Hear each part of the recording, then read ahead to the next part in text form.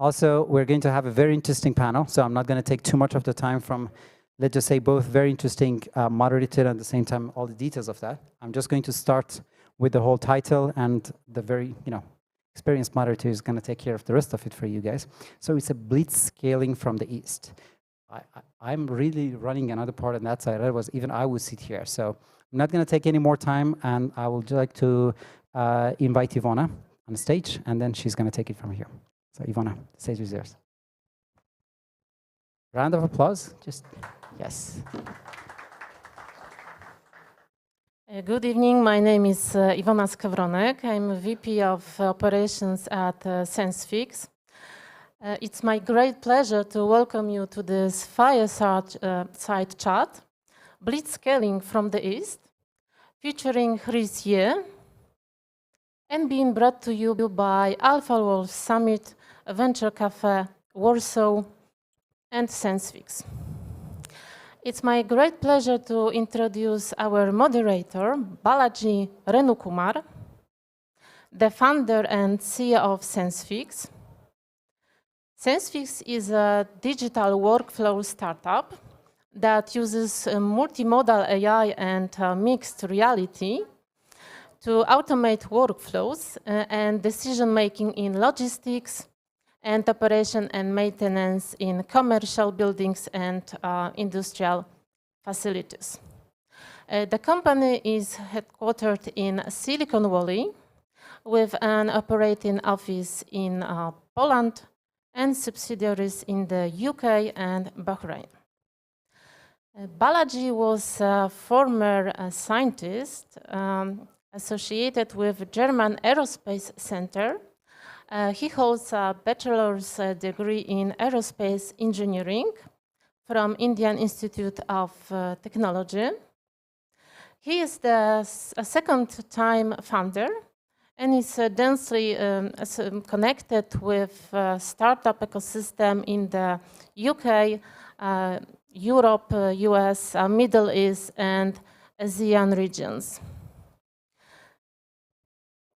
He was mentored by Chris during early days of SenseFix in a cohort in Palo Alto, California. And SenseFix is growing through its stages, engaging customers from US and Europe, and raising over $3 million in investment. And currently setting up a 25-person team in Poland. So Balaji, being an earnest Blitzscaling student himself, is keen to interview Chris to explore Blitzscaling. So without further ado, over to you, Balaji. Thank you, Ivona. So welcome to all Blitzscaling enthusiasts in person in Warsaw and those joining via YouTube and other platforms. Welcome to this fireside chat without the fire, although. Let me just take a moment in resonating the sentiments of people in the room, as well as millions of Polish and Europeans in actually going to condemn the war next door that's happening in Ukraine, and also hope peace prevails sooner. Okay, I'm now super excited about the session today on Blitzscaling. Everyone wants to know how to take companies from 0 to billion in a couple of years. Who else can take us through this other than the very author who wrote the book on Blitzscaling, Chris Ye?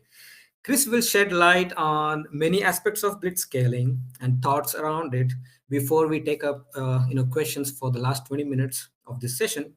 We are doing it as a hybrid session. The viewers on YouTube can post their questions on the chat wherever you are, whereas the attendees in Warsaw, you will get opportunity to ask your questions in the end.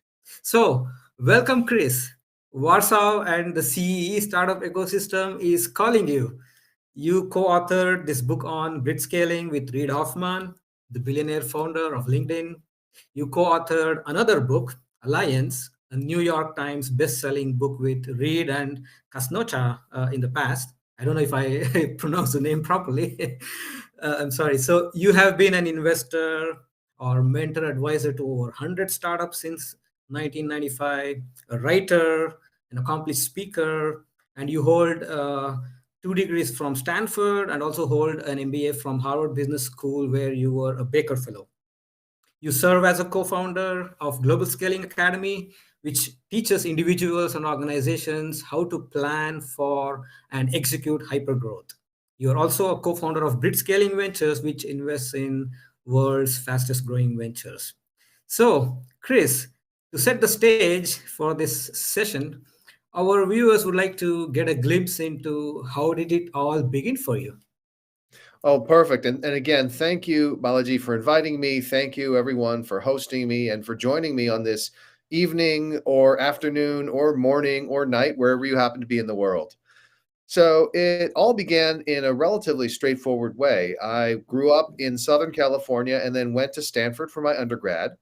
And while I was at Stanford, this was in the early 1990s, this was when the internet was really just taking off.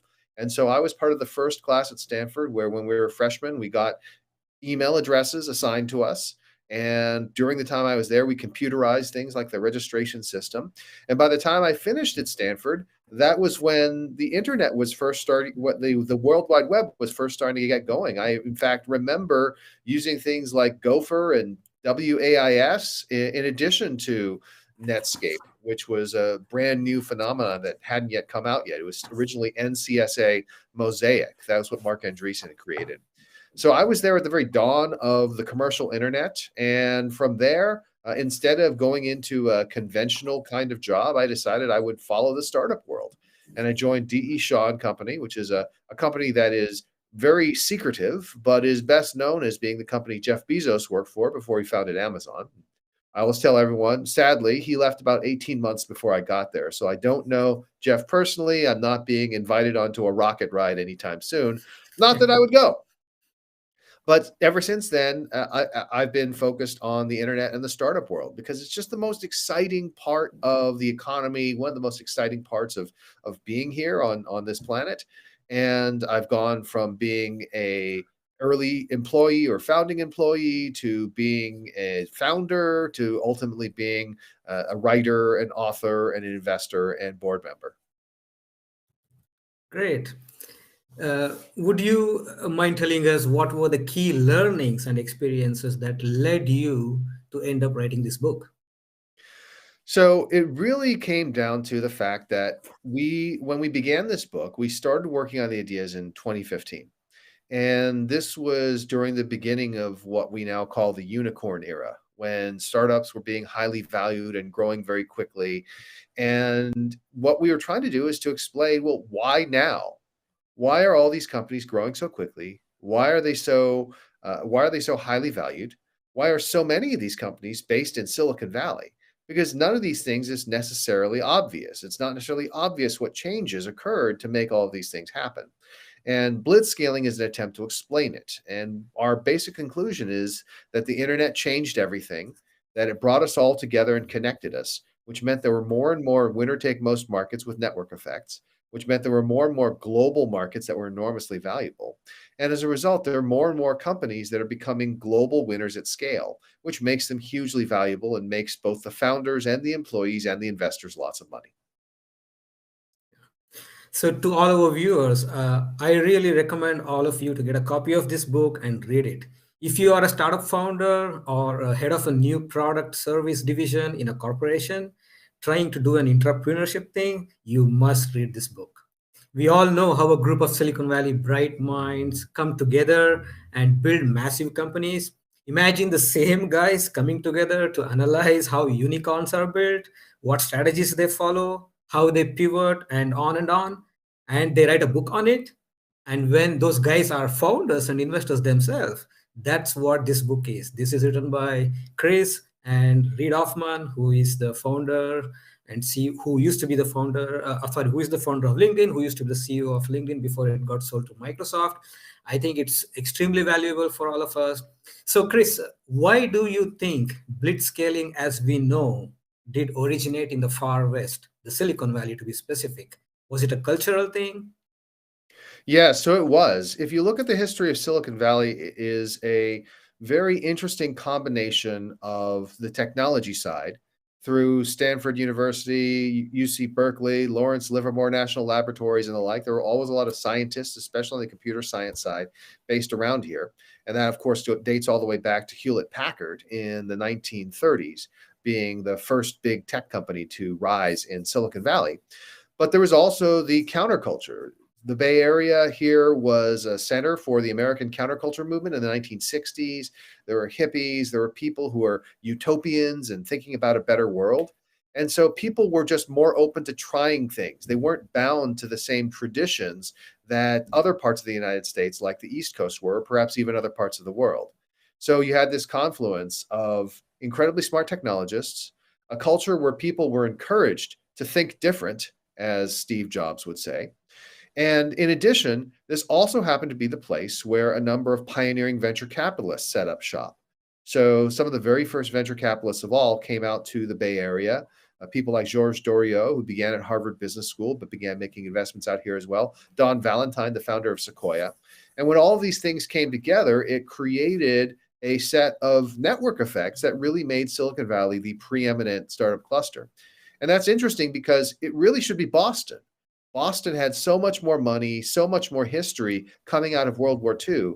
And yet Silicon Valley ended up succeeding because it was a more open society, because people were less bound by tradition, because people were more willing to collaborate. And there's a lot of lessons there for all the other technology clusters around the world who want to also become a place where many unicorns can be born. Yeah, it's very interesting when you mention it was ought to be Boston and on the eastern United States, especially. I think there is this saying, Stanford University was actually set up to be the Harvard of the West. So how did this slip from the hands of the eastern United States and then land into Stanford and the surrounding Bay Area? So any thoughts on that? Yeah, so I mentioned the cultural side, but there's also a highly underappreciated sort of structural reason. So one of the things that happened in the Bay Area is that California does not enforce non-compete agreements in employment contracts.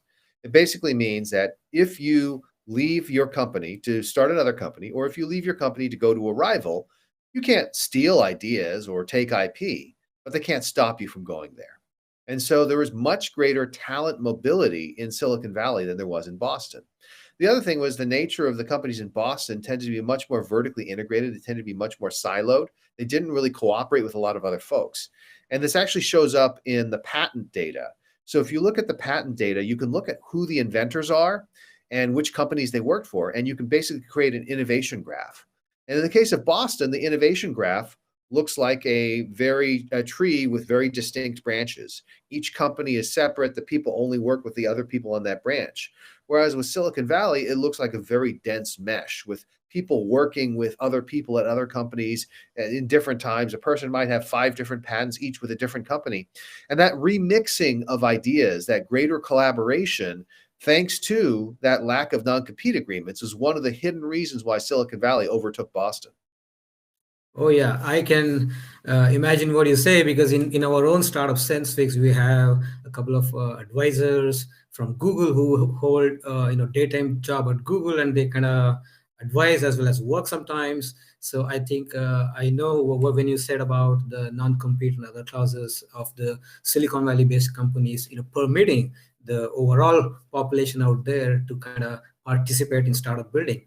I'm not sure. I don't want to comment on those rules and laws when it comes to Europe and other parts of the globe. I think that could be one key factor which really helped the Valley begin all this. And also, there are blitzscalers in the East, Absolutely. out of the United States, today. But they are largely copycats of the Amazons, Ubers, and WhatsApps of the Silicon Valley.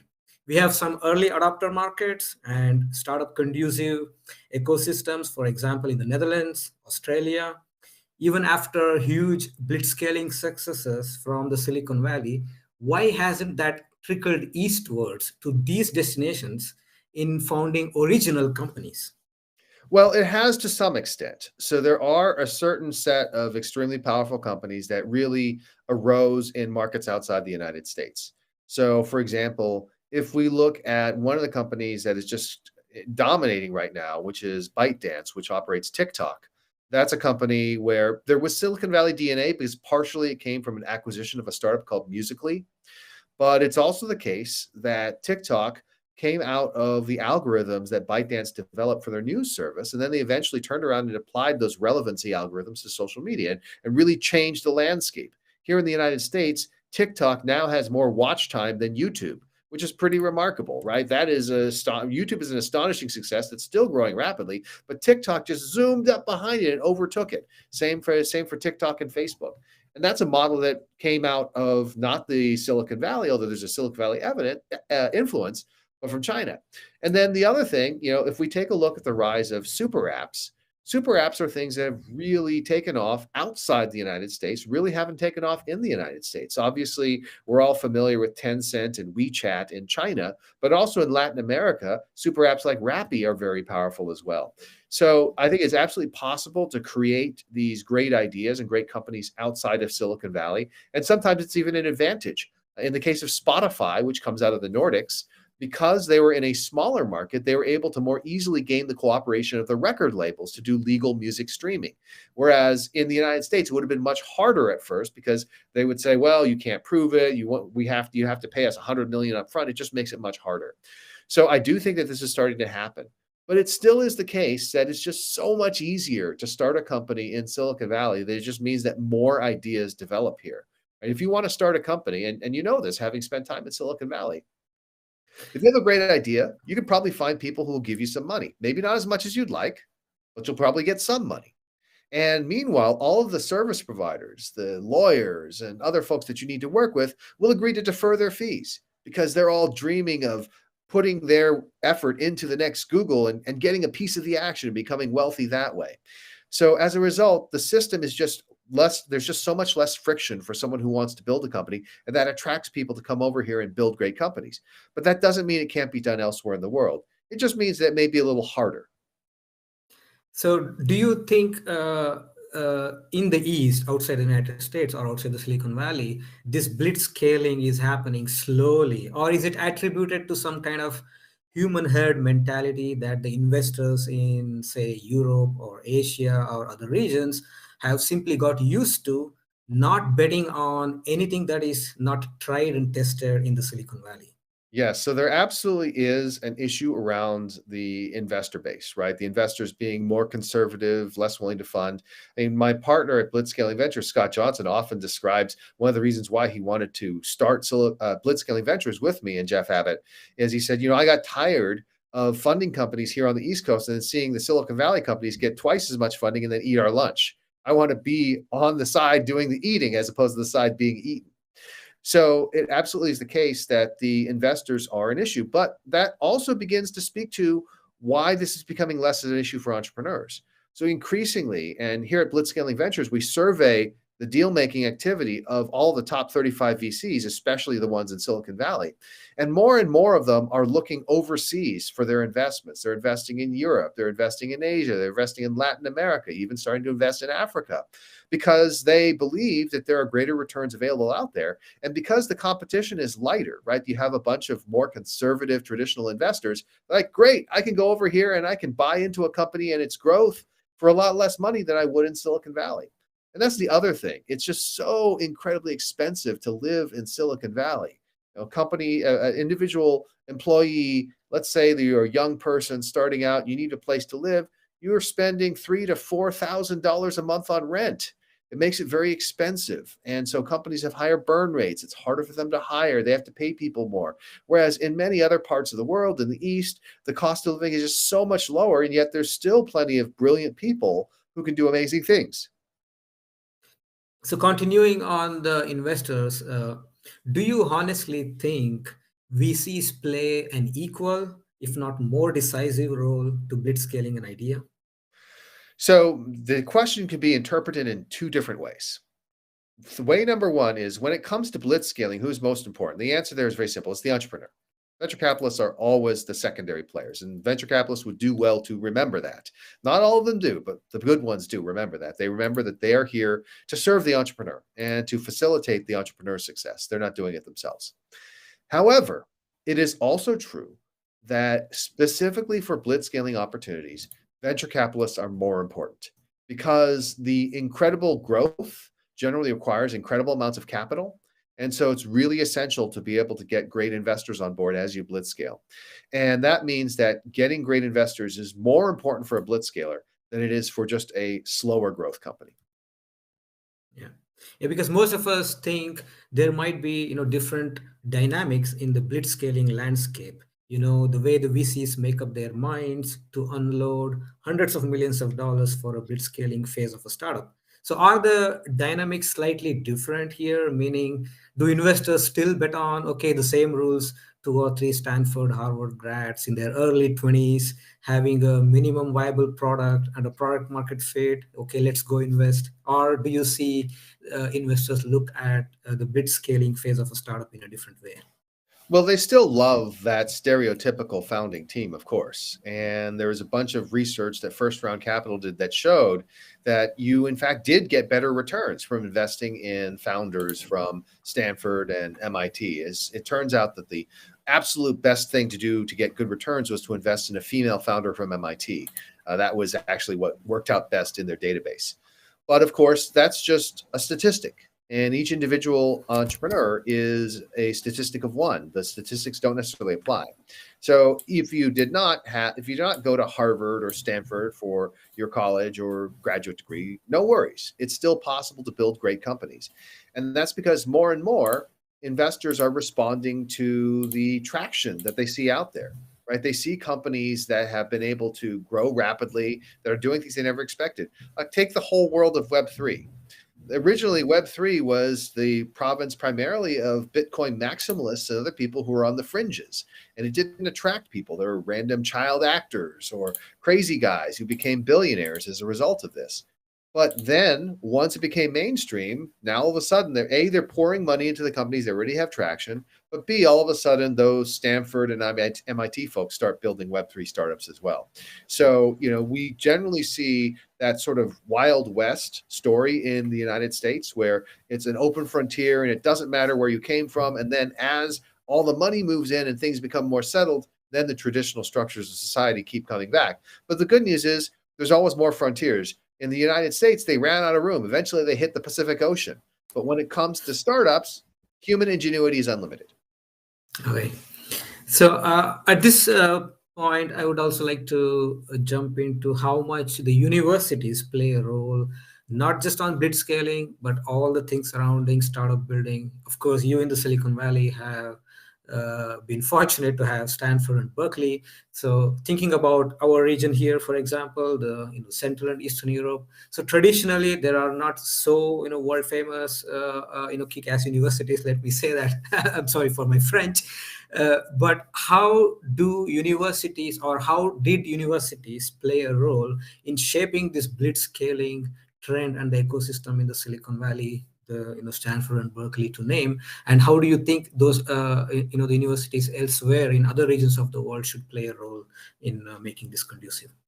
So let me talk about the Silicon Valley University model, because it has been an incredibly powerful force for producing great companies. By the way, it's not just limited to Stanford.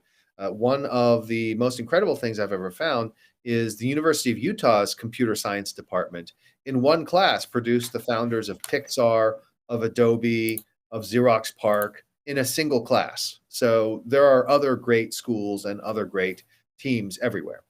But what has made the universities in Silicon Valley so effective is a combination of research funded by the government and private corporations into basic technologies and applications.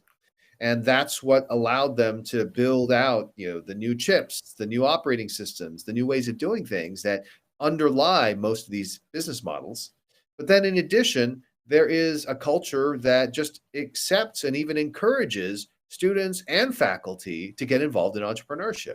If you go to Stanford and you talk to a Stanford professor, and especially in the engineering and computer science department, the chances that they have a venture capital fund, a startup, or have at least made angel investments is about 100%, because they're right in the middle of everything. And the school encourages them to do that. It doesn't say, oh, no, you can't do that. The school says, that's fantastic. That adds to the brand of the school.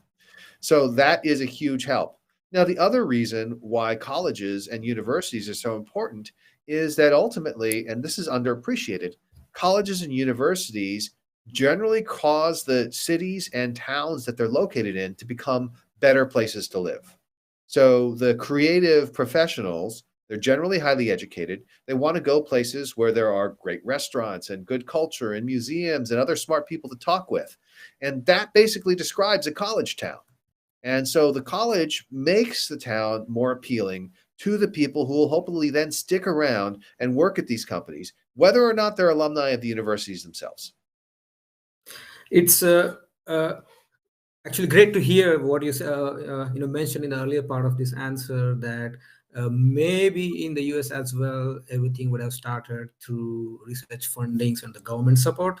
And because especially in this part of the world, the EU and other public money is flowing into the startup ecosystem heavily. So we might be up for a big blitzscaling trend in the next decade or so, when the same happened in the Silicon Valley few years ago. So now jumping into the blitzscaling accounts, what was the earliest account of a company that grew by blitzscaling that comes to your mind? So can you take us through that journey? Absolutely. So I think that one of the most important examples of blitzscaling, which actually came from a company that was established, but was blitzscaling it to a new market, was IBM. So IBM, most people who are young might not be as aware today, but once upon a time, IBM was the most powerful technology company in the world. It was synonymous with technology for decades, and it was the most valuable company in technology for decades as well. And the reason IBM became so valuable is because it made a blitzscaling bet on the System 360 mainframe computer. Now, at the System 360 mainframe computer, cost in its research and development, I think something like 2 to 3 times the annual revenues of IBM at that point. It was a make or break thing for the company. They invested a truly colossal amount of money into developing this system, which was, as they say, more of a modular system, more of a services-based system, right? Instead of having a monolithic computer, you had all these different modules that you could put together. It resembled and presaged much of the way that we have, Amazon Web Services today. It's not as easy as just spinning up another virtual instance, but you could add on additional blocks of System 360 and build out your system ever larger and larger. And of course, this is a blitzscaling opportunity because we have an operating system involved, we have a platform involved, there's strong network effects. And the result was IBM went from a company that was known for creating tabulating machines for census results into being the world's first computing giant. And that lead that it gained as a result of that kept it as the world's preeminent technology company for multiple decades. So did it happen inside IBM all by accident, or did It did they not. have So they have to go through a lot of painful make mistake and learn iterations? Oh, yes, absolutely. The earlier versions, their earlier attempts to get into computing did not work. And so they had to learn from those. There was painful trial and error. And the other thing was the company had what was essentially a founder. So the leader of IBM at the time was Thomas Watson Jr. His father had started the company, really took it over. Thomas Watson Sr. was a salesman. He was selling the CTR machines for tabulating census results. He's like, wow, they seem to sell well. I think this company is worth it. Let me try to actually buy it. And he took over the company, renamed it IBM, International Business Machines, and built up, IBM typewriters. Like the IBM before Thomas Watson Jr. was a typewriter company. People even today, like if they're really old, they'll remember the IBM Selectric typewriter, which was an electric typewriter, which meant instead of, I sound so old when I say this, but there were manual typewriters where you pushed a key and it was directly mechanically connected to a letter, which was made out of metal, which would go against a typewriter ribbon, which had carbon permeated into it, and you would pound that against a paper that you rolled through. And that was how we printed things. I know it sounds insane, but that was actually how it was done. And IBM had electrical typewriters where you could type the keys and you didn't have to pound them with your fingers. And this was a huge, huge advance and made the company successful. But what Thomas Watson Jr. had as the refounder of the company, he took over for his dad. He had the ownership, he had the moral authority, he had the willingness to take this giant risk of investing all this money in System 360 and betting the company, Right? That's something that only a founder can do. It's very difficult for a hired hand CEO to bet the company. Thomas Watson Jr. bet the company, bet his father's legacy, and won. I would like to, for the benefit of some of our viewers who still are not very, proficient with the idea of blitzscaling, which you beautifully describe in the book as prioritizing speed over efficiency. Would you, in your own words, explain the concept in a kind of a textbook fashion for a couple of minutes so that all of us are on the loop? Absolutely. So, as I sort of referenced in passing, the reason why there are more blitzscaling opportunities today is because there are more and more globally connected markets where network effects can occur. Now, why are the network effects important? The network effects are important because what they mean is that as the scale of the company grows, the value of the product to each individual user or customer grows. And that does two things. The first is as the company is growing rapidly and the value per customer grows, then you are getting exponential value creation. So that's why the companies become valuable so quickly. But in addition, as that value per customer grows, it means that it becomes increasingly difficult for any competitor to take those customers away from you because they can copy your product exactly. Their product will be this valuable, and your product will be this valuable because of the network effects. And so that dynamic, the long-term sustainable competitive advantage of the network effect, is what drives the winner take most market dynamic. And if that's the case, if the market can be won and once won, held onto for decades, printing money along the way, then your overwhelming objective should be win the market. That means getting to scale, or critical scale rather, faster than anyone else. And if that means prioritizing speed over efficiency, so be it. Now, again, inefficiency is not a virtue. There's no value to wasting money. But what it means instead is investing that money to achieve greater speed in order to win the market. To any first comer or to most of common people, it sounds really crazy that investors and the entire ecosystem would bet on speed over efficiency because efficiency has been classical way of growing a business. So do you think, as you mentioned, once these customers become or get the value and they stay loyal to the first company, but you know how I think Swift was originated as a competitor to Uber. So in spite of big investor money, do you still believe that it's not possible once the first mover takes all those customers? Even big money can't take them away to be loyal to another company? Yes, so it depends on the nature of the market as well. So the interesting thing with Uber and ride hailing in general is that the network effect is strong, but it does not remain strong at greater levels of scale. You get to a certain level of scale, enough to be able to have the liquidity, get the customers to your door, to get the driver to your door within a short enough period of time, let's say 5 to 10 minutes. And beyond that, it doesn't help that much, right? Will somebody say, well, I'm really going to switch apps or I'm going to pay more money to get someone there in 3 minutes rather than 5 minutes? Probably not. And so as a result of that, it's been possible for people to create Uber, or rather other ride hailing companies around the world. Uber has either had to acquire them, as it did with Careem in the Middle East, or it has been forced into basically ceding the territory to their competitor, as in the case of Didi. Like Uber went to compete head to head with Didi in China, and in the end, Uber couldn't compete. The Chinese government basically said, we're going to end this competition. And Uber did well to actually trade their Uber China for a stake in Didi. But that's an example of how it does not create a single global winner. In contrast, a company like Airbnb, the network effect continues to get stronger because the selection matters so much. Again, it's hard to get to the point where there's so much density that it no longer matters, right? The density always matters when it comes to Airbnb because the pricing is so variable and the nature of the properties are so variable. And they're not coming to your door. It doesn't matter where they're coming from. The location actually matters. And so as a result, it's much stronger for Airbnb than it is for Uber. Yeah. You have done such a beautiful job in observing and analyzing how these companies grew into the mammoths they have become, the way they grew, and which is like almost like a class, textbook for founders wanting to build massive companies. If you succeed in your mission of educating everyone on blitzscaling, and every founder starts blitzscaling, then how does one blitzscaler beat the other working on the same or similar idea?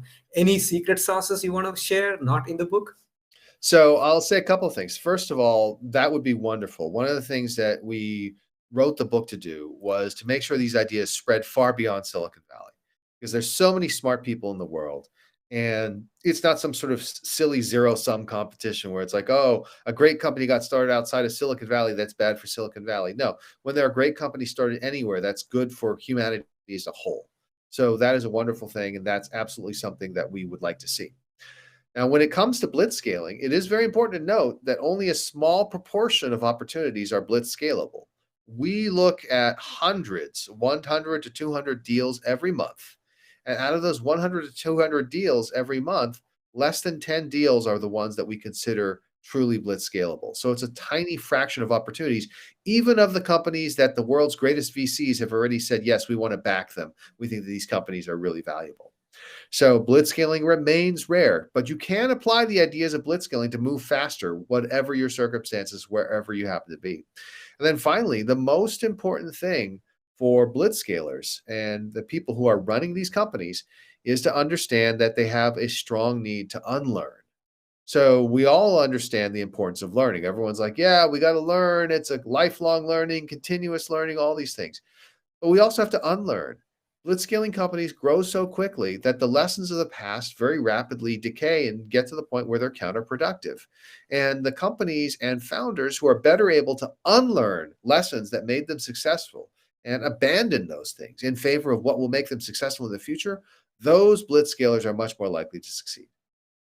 I clearly agree to what you just said, especially I have made a first-hand experience of some of the founders and startup ecosystem people in the East failing to quickly unlearn because there are traditional techniques that have been there which they have learned, but what actually matters right now to grow fast is a whole bunch of other rules. And also, I think that's a very good segue for this point. Way back in 2018-19, you remember, Chris, when we first met, I said, as an outsider to the Silicon Valley, I found entrepreneurship was the religion in the Valley. And this act of pitching was the ritual. Now, entrepreneurship has spread like a wildfire from Seattle to Wellington, New Zealand to Buenos Aires to Tokyo. My fellow founders around the globe have rehearsed and mastered this ritual of pitching and the social media footprint. How much important are these elements of pitching and social media outings for the founders in the lead up to their blitzscaling stage of startup building? So they fall into the category of what I call necessary but insufficient.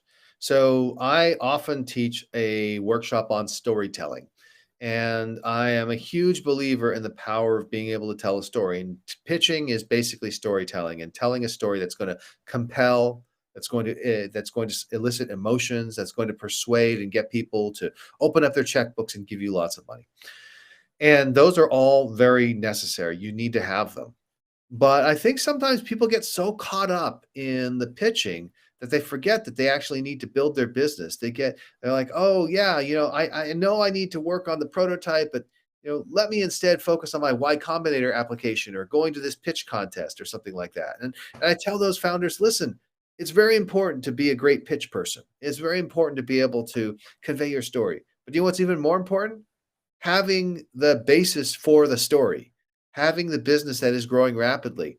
I am a brilliant storyteller, but beyond a certain point, let's say you're trying to raise a Series B or Series C, if the results aren't there, you're not going to be able to raise the money.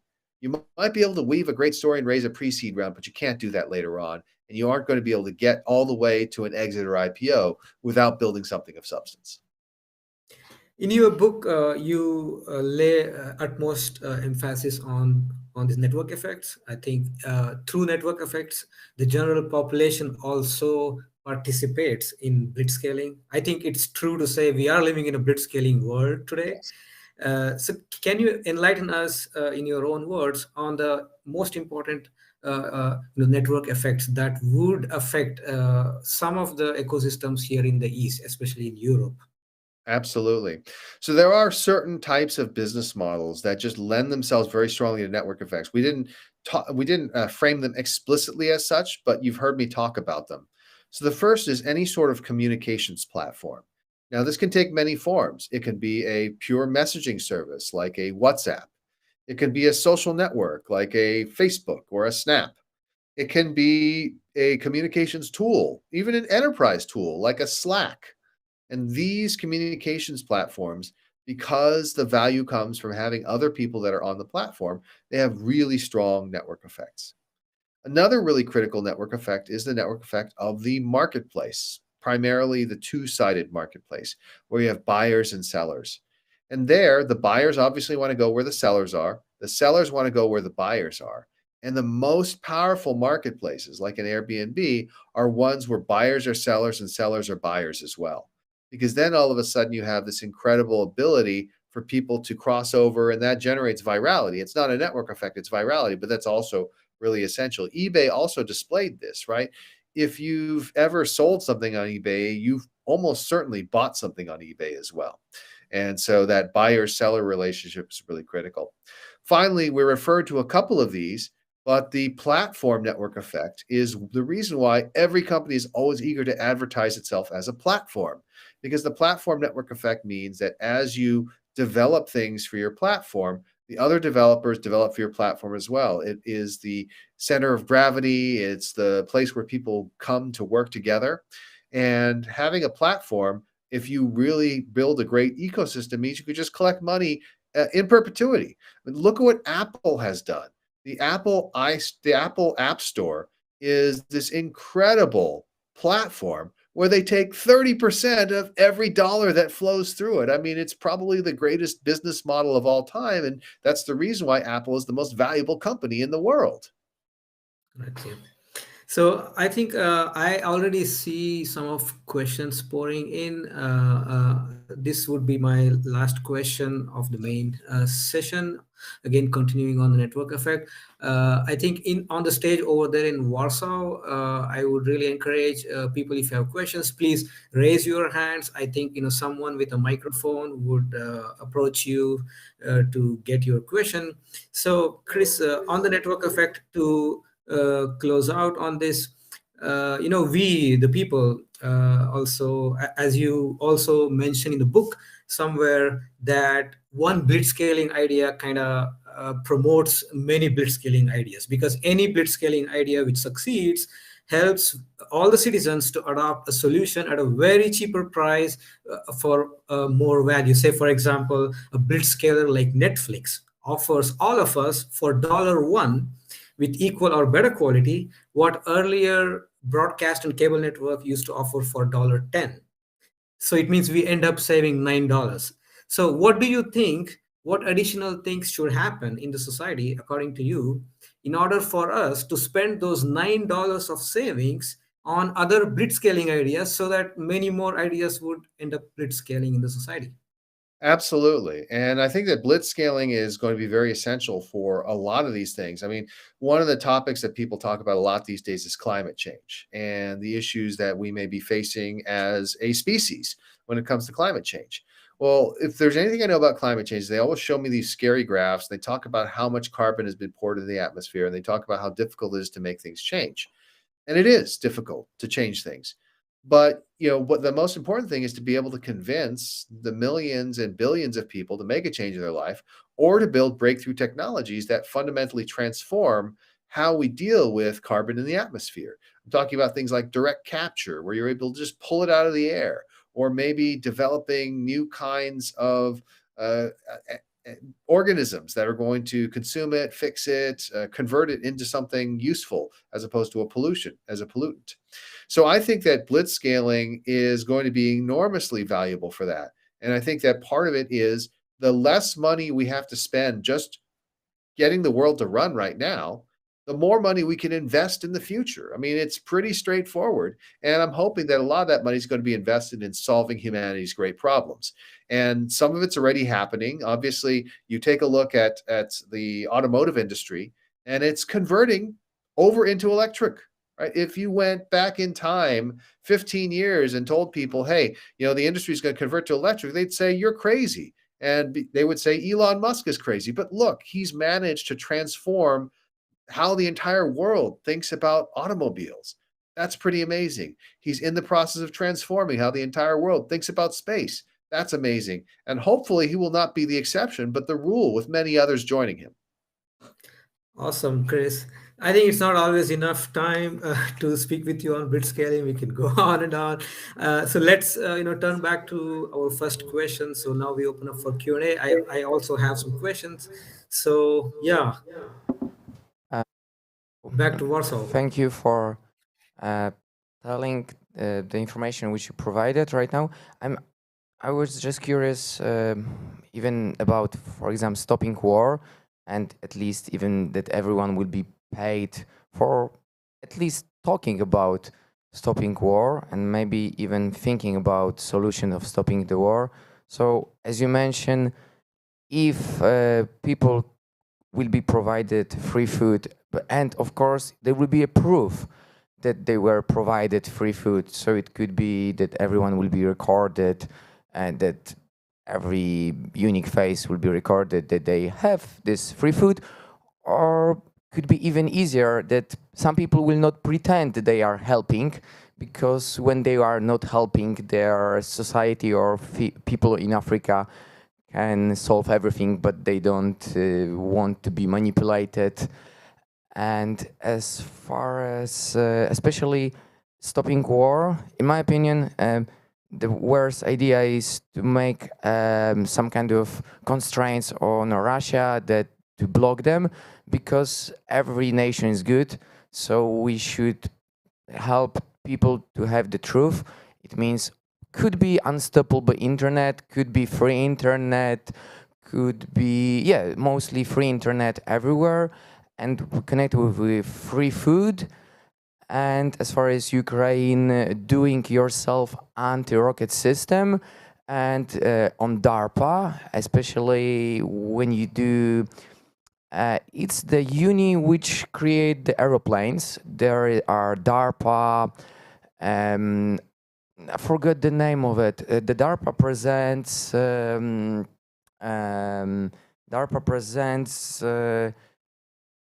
there are also some kind of judges. There are many teams, and they're creating many spaces, in this case, to go, for example, to the moon. But in this case, they could create the space for anti-rocket system, and could be anti-rocket system which may or may not be allowed to use for any other purpose than defense. It means it's like we could, for example, think about like a Spider-Man. The Spider-Man, this nets, it's not used to create any danger, and mostly it's like creating the coin, which is only for a good purpose. And maybe also other reason, it's like the proof of truth. It means when someone is recording the cell 24 hours, he cannot it's like, I will be paying him the proof, or you are not a killer. The first of all, this coin won't have any value.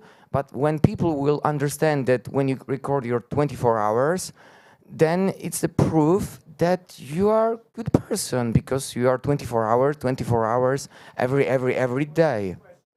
These were huge amount of questions. There were. Okay, so I think I can cover a lot of them along the way. So I think that there are a lot of fascinating things that you've brought up. So first of all, obviously, I think everyone is very saddened by the war that's happening right now. And it's been remarkable to see the degree to which technology has been used, right? What we're seeing is a fundamental shift in how warfare is being conducted, with less traditional means, like the man-launched anti-aircraft weapons, man-launched anti-tank weapons, suddenly being able to take out the extremely expensive military hardware that we thought was the dominant force on the battlefield. And that's a great example of disruption from below, right? Instead of be defeating tanks with even bigger tanks and even more powerful tanks, you're defeating tanks with something that is too small for the tank to actually counteract. So that, I think, is a fascinating example of how the disruption is occurring in the battlefield.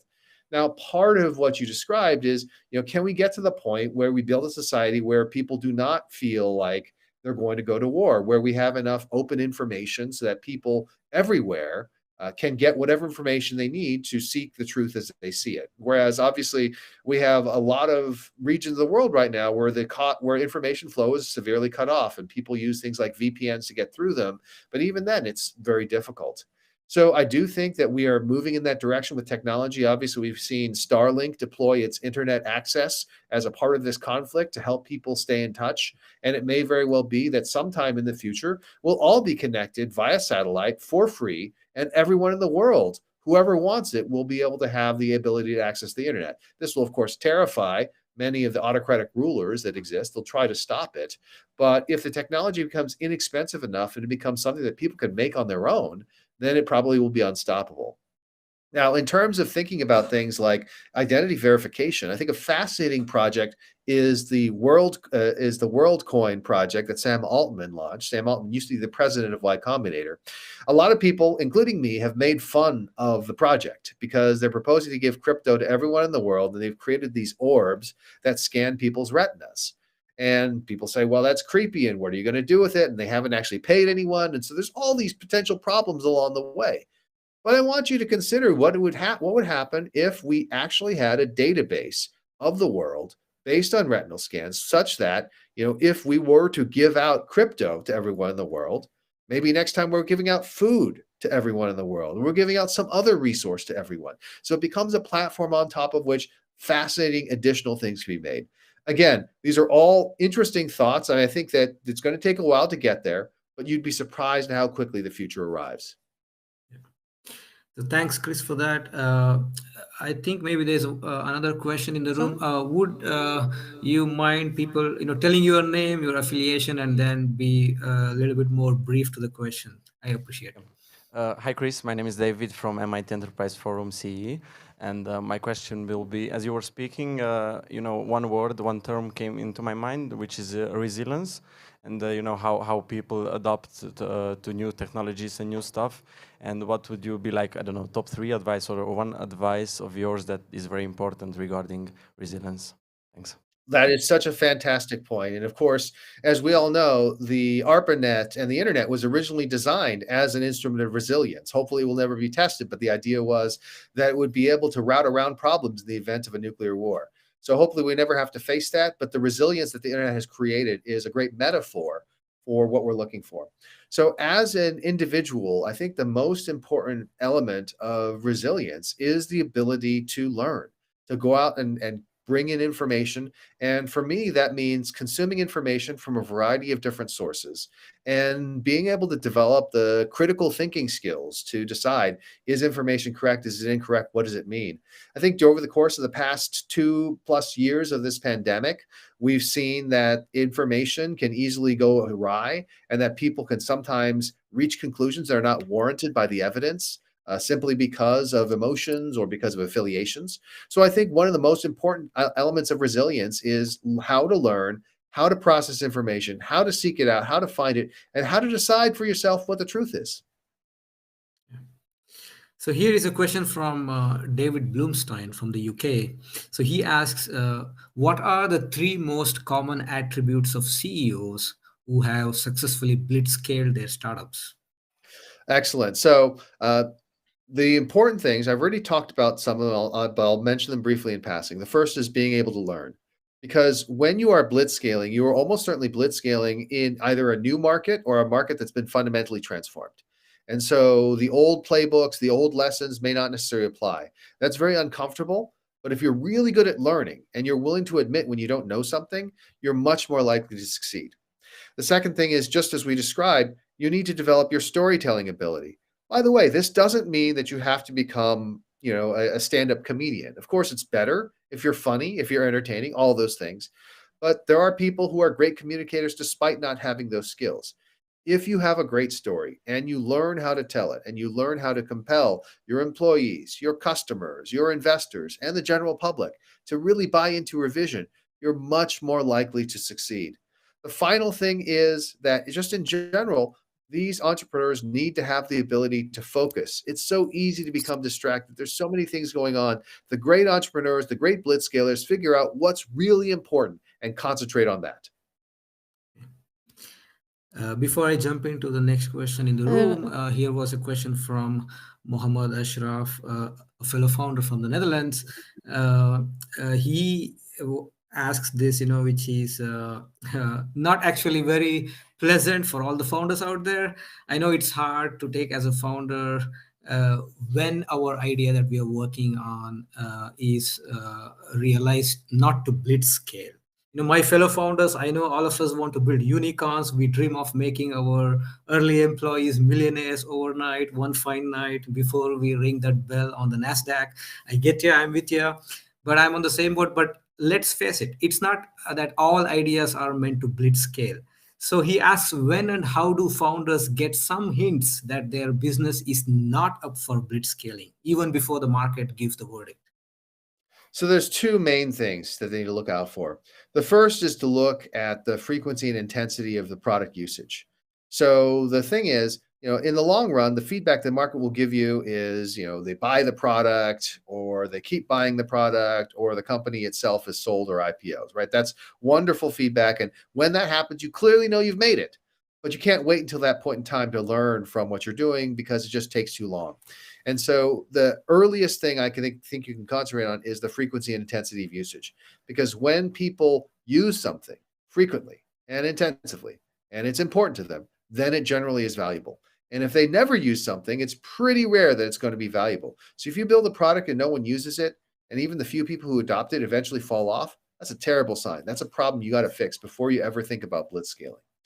The other element of it is, in addition to that frequency and intensity of usage, it's how difficult is it for me to acquire customers? Because blitzscaling is about scale. You have to be able to acquire those customers and users. And if you work really hard and you acquire customers and it still costs you 3 or 4 times as much as you need to get to, and just raising more money isn't going to fix the problem. You're going to get more people in, but each one of them is going to be a money loser. So you got to fix the customer acquisition as well. And if you can't fix customer acquisition, that's probably a sign that you should not scale. Gotcha. So we take up the next question from the room. Per minute, Balaji, excuse me, we have another question from the audience, and I think it will be the last one. So please. Yeah. Okay. Hello, everyone. Last question. My name is Asif. It's a bit related to a question that there was already, but you referred the example of Airbnb, for example, right? And from the Airbnb, we know that the founders went to the home of the first hosts and helped them take the pictures and prepare all that stuff. So for me, as a prospective founder, the question is about timing, right? Till when should you try this product market fit, then to start the blitzscale? Is there some metric that you should use to give up or to continue? Certainly. So it really boils down to that frequency and usage. There are a couple of things that will generally show up. So for example, are you getting good retention? Like what is the level of retention over time? And usually going out 90 days is enough. I mean, going beyond that is great. You can just look at how the curve is going. But if you think about it, if you look at the people you bring in at this point in time, and then slowly some of them drop off, does it just drop off all the way down to zero? Or does it drop off and then eventually hit a level point? Because when you have that, that indicates that people have developed the habit of using your product. So look at that cohort analysis very carefully. One of the companies I just invested in, what they do is they do mobile ticketing last minute for events and performances, sporting events and concerts and things like that. And they do cohort analysis on the people that come in as customers. And they look at how much money the people spend in year 1, how much they spend in year 2, how much they spend in year 3, and so on and so forth. And the reason we got so excited about this company is while the amount that people would spend would decline, because you expect that people pass away, people move, people just stop using apps. That happens. But the level that they would level out at was they would still have 70% of the same amount of revenue in year 5 that they did in year 1. Well, that's incredible, right? That is a huge sign that, in fact, this is a sustainable business, that your customers stick with you over time, and that therefore you should be scaling and getting as many customers as possible. So thank you, Chris. I really appreciate your time. And I hope before we speak next time, there would be many more Blitzscaling startups out there in the market, and looking forward. So it's back to you, Ivana. Fantastic. Thank you, everyone, so much. Thank you, Chris, Balaji, for this insightful discussion. I hope we all learned some secret sauce how to build mega companies from ground zero. We plan to continue this kind of chats in the future, so please follow us on LinkedIn to be informed about upcoming events. We are also hiring in Poland, so we are looking for smart developers who aspire to work for a Silicon Valley startup. So please follow us. Thank you very much for coming. Many thanks to Venture Cafe and Alpha Wolf Summit for co-organizing this event. Have a nice evening and see you soon. Thank you.